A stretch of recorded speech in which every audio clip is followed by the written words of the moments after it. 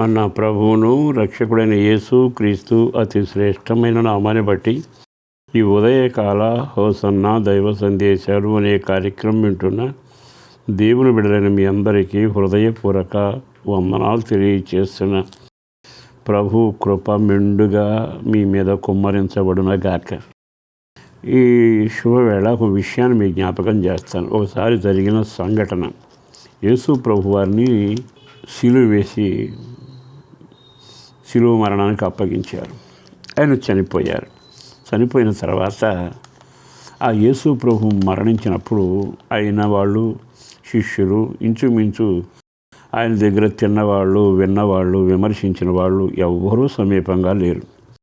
అప్పుడు ఒక అతను తెగించి వెళ్ళి ఆ దేహాన్ని మాకు ఇవ్వండి అని అడిగి ప్రభుత్వం దగ్గర అనుమతి పొంది ఆ శవాన్ని తీసుకుని వెళ్ళాడు.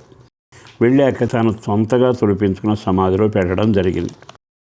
ఆ తర్వాత ప్రభుత్వం వారు పెద్ద రాయి వేసి సీలు వేశారు. యేసు ప్రభుతో అతి సన్నిహితంగాను భక్తిగాను ప్రేమగా ఉన్న కొంతమంది ఆడవాళ్ళు అది జీర్ణించుకోలేక, అయ్యో చివరి సమయంలో అలంకరించలేకపోయామే, సుగంధద్రవ్యాలతో సిద్ధపరచలేకపోయామని బాధపడి ఆ రోజు వీలు కాకపోవడం వలన మరుసటి రోజు విశ్రాంతి దినవడం వలన ఆదివారం ఉదయం వెళ్ళి ఆయన దేహానికి పోద్దామని సుగంధద్రవ్యాలు సిద్ధపరచుకుని వెళ్ళారు. ఇది మీరు ఎరిగిన చరిత్ర. అయితే వాళ్ళు వెళ్ళేటప్పుడు ఓ చక్కని ఆలోచన వారి మధ్యలో మెదిరింది. వెళుతూ వాళ్ళు ఏమనుకుంటున్నారో మీకు ఈ విషయాన్ని చదివి వినిపిస్తాను.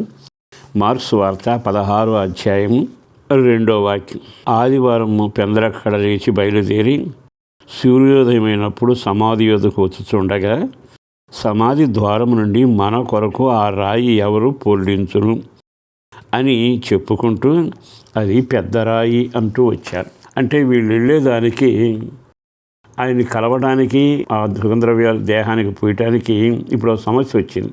అదేమిటంటే పెద్ద రాయిని మూత వేసి సీలు వేశారుగా, మన కొరకు ఎవరు చేస్తారు అని కలవరపడుతూ కంగారు పడుతూ వెళుతున్నారు.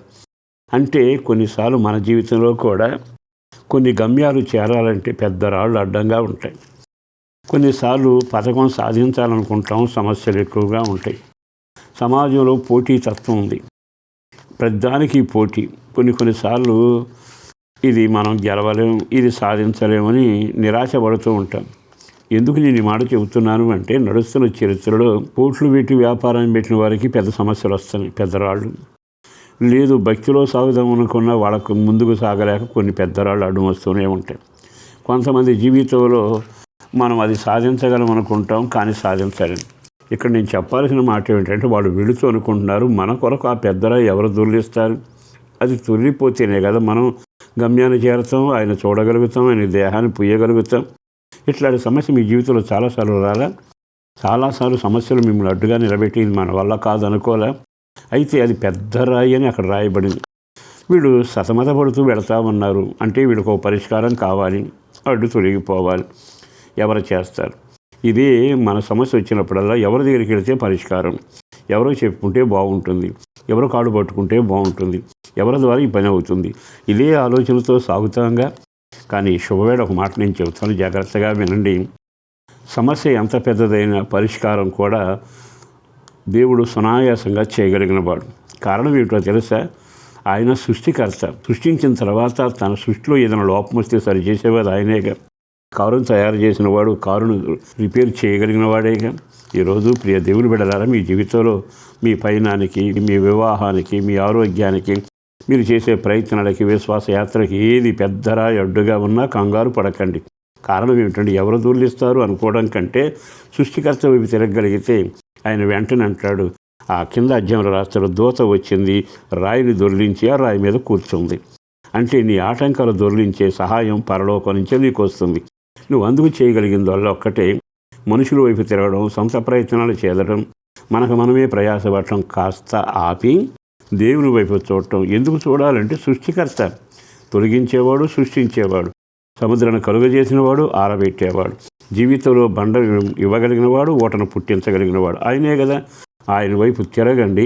మీ అడ్డుబండలు, సమస్యలన్నీ దొర్లిపోయి మీ మార్గం సరళము చేయబడునుగాక. పరిశుద్ధుడును ప్రేమమడిన ప్రభు వందనాలయం. అపారమైన నీ ప్రేమ కొరకు ధన్యవాదాలు. మరొక్కసారి నీ విడుదల బట్టి స్తుతిస్తూ నీ వినిపించిన వాక్కు కొరకు వందనాలు. ప్రతివాని జీవితంలో అది ఏ కోణంలో అడ్డుబండలుగా ఉన్నా, కొన్ని సంవత్సరాలుగా వివాహం కలక్క జరగడానికి ఆస్కారం లేక ఇబ్బంది పడుతూ, ఇల్లు పూర్తి చేయలేక, ఉద్యోగం సాధించలేక, ఆరోగ్యం పొందలేక, కుటుంబాలకు ఐక్యత కలిగి ఎన్నో రకాల రాళ్ల చేత ఆటంకాల చేత పీడించబడుతున్న యేసు నామమున విడుదల కలగాలి. కార్యాన్ని చేయండి. కుటుంబ బిడ్డలందరూ క్షేమం, ఆరోగ్యం, సంతోషం, సమాధానం, రక్షణ భాగ్యం, కష్టార్జితాన్ని దీవెనకరంగా మీరు మార్గాన్ని సరళం చేసి దీవించుమని యేసు పేరట వేడుచూ ఉన్నాము తండ్రి. ఆమేన్.